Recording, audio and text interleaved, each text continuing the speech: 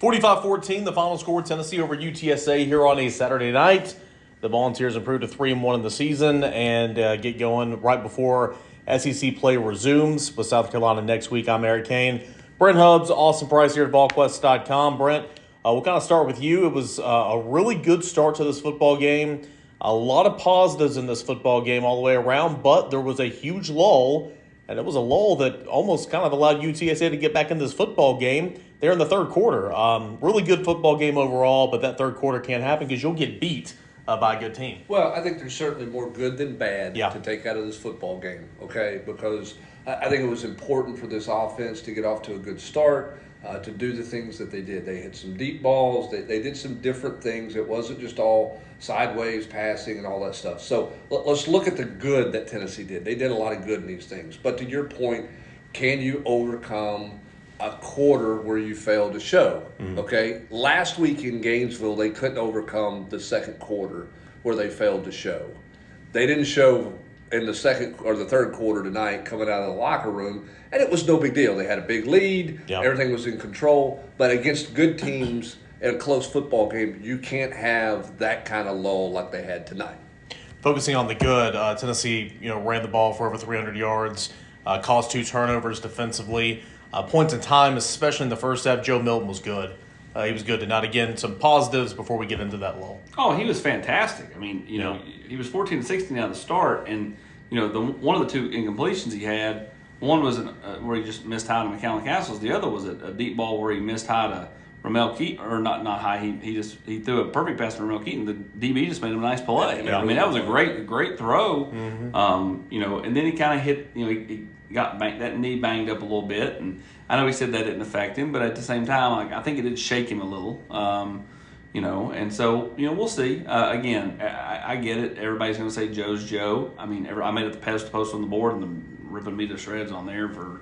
I don't know what I'm supposed to do. Like if you just be better. Be better. I mean, exactly. I guess. I mean, if you say anything bad, they all of a sudden come to his defense. If you say, well, it wasn't all Joe's fault, then they rip you for that too. So, I guess my thing is like, even like, I talked to some people down the field after the game, and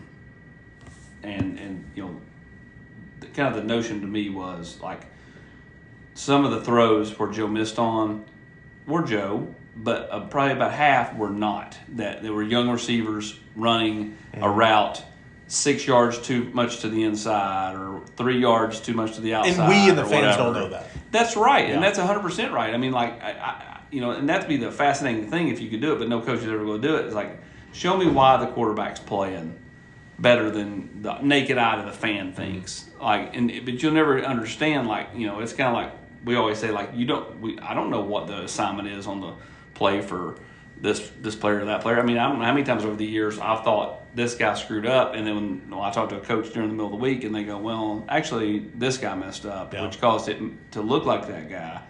But to the regular fan, they just think the other guy messed up. Well, it's just like the zone read stuff with Joe, right? So the narrative is, okay, after last week, they put this, they focused more on the zone read, told Joe, hey, you gotta pull it, you gotta keep it. Asked Josh Heupel about it. Why was that a factor tonight when it hasn't been a factor up until this point? Now, I don't think they ever had a plan to run him much against Virginia or Austin Peay because they didn't want him getting banged up. Yeah. But they didn't run him much against Florida. What was that not there? What happened? Did you not call it? Did he not pull it? And he said, defensive structures are different. I don't think we know. Like, it's the RPO stuff. Like, did he have a pull read on that? Did he have a keep read?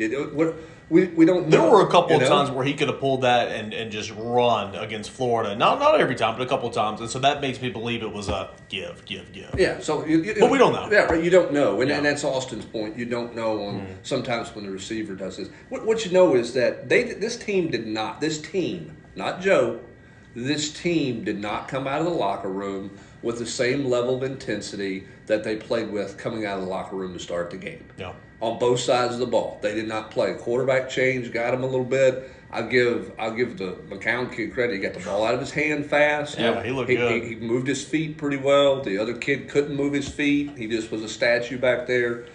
Tennessee didn't adjust to that very well in the third quarter. And then offensively, they had a 1 for 10 spot that everybody's probably to blame with. A couple of times Joe caught it when he hit his back foot. He was getting planted because the protection wasn't good. It's all encompassing. But the question is, can you survive an all encompassing third quarter or all encompassing 15 minutes of football against a quality SEC opponent? Like you and I were talking after the game, Brent, before Heupel got to the podium. That 0 for 10 or 1 for 10, whatever it was, stretch for Joe Milton, or 0 for 8. A couple of those were really good balls, and I was talking to some of the guys in the game thread. I'd say that one to Chaz Nimrod, and to Austin's point, maybe he's running it too wide. Maybe Joe didn't put it on the right shoulder. We don't know. But that was a good ball of a 55-yard-plus shot down the field. That was a good ball. The one to, we mentioned to Ramel Keaton in this, I guess that's the north end zone. Good play by the defensive back. The one to Squirrel White, he's wide open. The ball's high. You wish that it was lower. But I thought of all the shot plays, that was the bad one for Joe. If you want to be hypercritical, or not even hyper, but if you want to be critical of Joe on a deep ball or a middle throw, you had that with a squirrel that should have been a touchdown before he got the knee tweaked. Yeah. And then the other one to Squirrel, which was like 5 yards behind him. Oh, that was horrible. I don't think anybody's going to look at that and like his footwork, because I thought he was not pointed towards his target, and he just kind of flung that football there. And Squirrel was wide open. Yeah, those two were. I would put those two in. The other stuff, other stuff without on him. And the one to Ramel Keaton, Ramel Keaton got banged up on. I mean, that was a good ball too. But point is, there were some good balls in there, and then there were some bad ones, right. And that's got to get better because again, against South Carolina, Austin, you might not survive that type of stretch. No, and again, like you sit here and watch South Carolina and Rattler.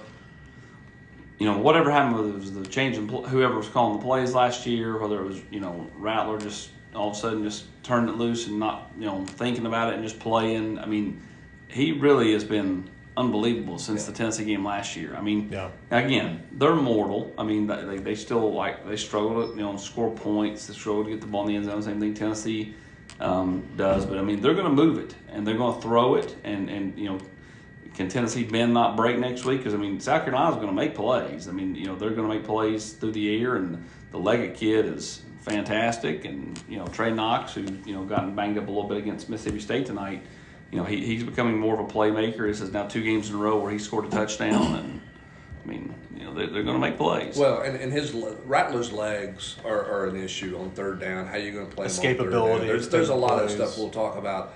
Obviously all week long leading up to this game. Spencer Rattler, in my opinion, is playing the best quarterback of anybody in the SEC right now. Because I just think he is playing at a really high level. So Tennessee's going to have their hands full defensively, which is why you can't have a 7.5-minute drive to open the third quarter where you clearly didn't come out with the same stinger that you had in the first quarter. You didn't adjust to the quarterback change probably as well as you needed to. I mean, it just drained you, completely drained you. They were milking that clock, and they were going down the field and getting points out of it.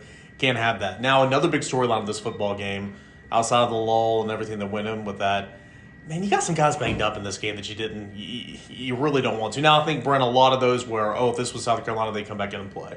Brew McCoy was active the entire time, had his helmet on. He was down there ready to roll.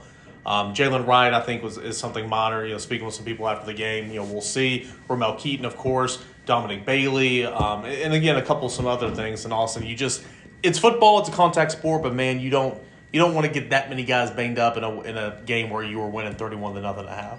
No, you don't. I mean, again, you hope that they're all back next week. I think the most important one of any of them is John Campbell. Yeah, John Campbell didn't even mention him. That to me is the biggest. You can overcome Ramel Keaton. I don't know if you can overcome Aaron Beasley. He's really key. But I didn't mention Aaron Beasley. Yeah. Again, when he was walking off the field, I said, "Are you okay?" And he said, "Yeah, I'm good." I think that was more like, could he have continued to play? Yes. Could he have same with Burrow. Injured himself further or dinged himself up more further? Yes. And it was more of a business decision on the staff's part to get him out of there. I mean, but John Campbell, he wasn't carrying that helmet around in the second half. No, he wasn't. Another week. That worried me. Another week where Danico Slaughter was out there. He warmed up. He was in pads. He didn't play. Of course, we know Cooper didn't play. Boy, you'd love for those guys to get back. No doubt. And you need to be at full strength for this game coming up. There's plenty of things that there is to work on, and you got to work on, and but again, you fixed some things tonight and got some things going in the right direction. you got to build off of it. And one thing I'll give this team credit for is they heard all the noise. They know. I mean, you can talk about blocking it out. Nobody's blocking it out. They heard, you can't block it out. They heard all the things out there, No. and they responded. They went to the practice field, did what they needed to do this week, got better, played better football. They've still got to play 60 minutes. I don't think they've played complete football yet, but they played better football today. That's a positive to build off of moving forward. Yeah, I would agree. I mean, again, the start of this football game was great. That was about the best way. You had 14 points where you could sit down and get your beer from the vending machine, not the vending machine, but from the concession stand over there. Point is, they scored quickly.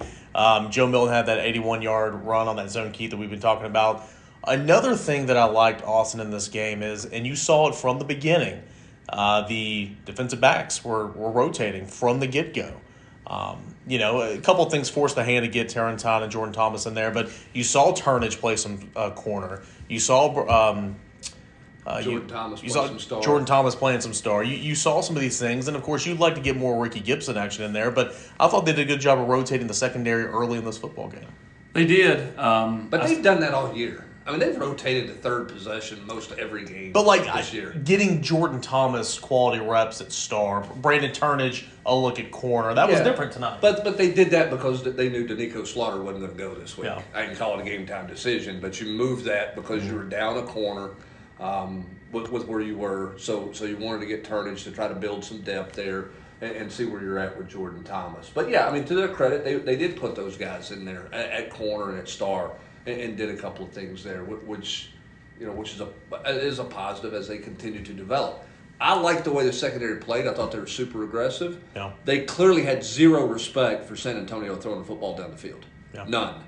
So how does that change next week when you got a guy who can throw it down the field? Mm-hmm. How aggressive do they play against the underneath stuff when you worry about it getting thrown over your head? It's pretty easy to to play tight when you don't fear the guy running by you, right? And that was the case tonight for sure. I mean, the leggy kid again. They love to take deep shots with him. Mm-hmm. Now, they're going to throw the ball down the field. I mean, that's what Spencer Rattler does. I mean, there's a lot of vertical shots. Now they'll throw some underneath stuff, but they're going to stress you at all levels of your defense.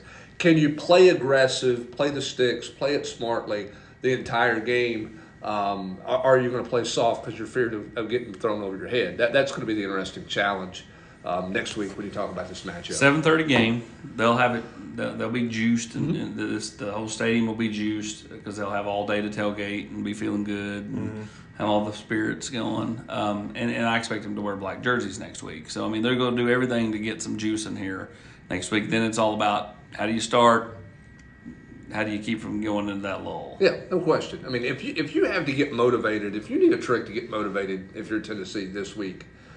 After what happened to you last week, don't need to be here. Then you got a lot of other questions to talk about. So. And I'll say this too, as we kind of wrap some things up. We talk about that lull. Third quarter was horrible. Brent, I'll go back. I'll make notes, and I'll get a better understanding when I rewatch it tonight or tomorrow. But man, I didn't think the play calling did them any favors that last drive of the second quarter. Bring Joe back in there, 31-0. Austin was like, "Great, you can work on a 2-minute drill." And I was like, "Yeah, really." And then you're sitting there running the football. It didn't really make much sense to me. I thought that was kind of bizarre. Yeah. And they kind of a carryover into that third quarter. Yeah, I mean, it was. I mean, they've kind of done that. They ran the football against Virginia at the end of the first half to set that up. They did the same thing, I think, against Austin Peay as well to set it up. I'm going to look here. I want to say they took a deep shot that was open that they missed. That's the one that he missed with Nimrod, but that was after running it a couple of times. Yeah, I mean, and that was on a fourth. No, that was on a 3rd and 8 play there. Yeah, it was. I mean, it was a little bit awkward. They've not been as good in that role the last 2 games because they tried to run it to midfield and then get super aggressive against Florida and they went backwards with a penalty and then tonight they got there and they had it incomplete, kind of stalled themselves out. Well, Rob's favorites coach was just on the television going crazy. It's a big week for Rob. His boy. Well, this is a big week for Tennessee. Yeah. Okay. I mean, this is. I mean, everybody's going to. A lot of people are going to make this out to be Shane Beamer versus Josh Heupel and all that stuff. This is an important game for both teams. No doubt about it. Now, South Carolina, as we're recording this, still has to finish off what they're doing and see if they can finish this game here because they don't want to fall to 0-2 in SEC play. But assuming they win here, this is a really big game for both teams coming in next week and should have plenty of intensity and should be a lot of fun and we'll see. We'll see how both teams play coming in. It's going to be a big one. End of the day, Tennessee did what it was supposed to do. It was supposed to be the bully. That was kind of what we talked about in the pregame 2-minute drill. It was, especially in that first half, a 31-point win over UTSA, 45-14 the final score. We got plenty of reaction, recap coverage over at Volquest.com. You want to hear from the players, from Josh Heupel, 2-minute drill. We'll have all of our reactions of the day after, the 10 things we think, the big three, all that and more. That's at Volquest.com. For Austin Price, Brent Hubbs, I'm Eric Kane. Tennessee takes down UTSA. Final score 45-14.